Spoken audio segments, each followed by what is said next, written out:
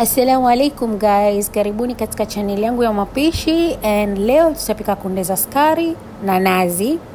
Aziona hapo, mimi hupenda kuzila na chapati kwa sababu ile sukari na chapati chumvi, you know what I mean, ha?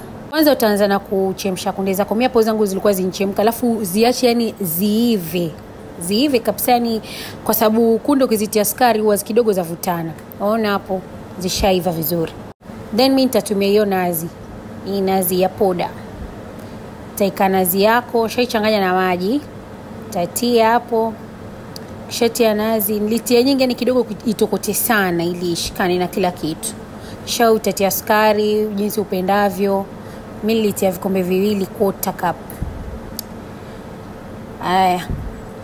Kisha tia sukari ya kutosha, I think sukari nzuri. Kisha utatia iliki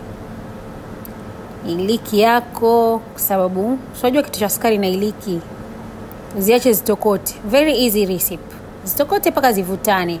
Saona hapo ilikuwa zishavutana ile sukari. Tena usiziache zikauke sana kwa sababu after zikishakaa kwa muda zitavutana. Ziko tayari, that's it.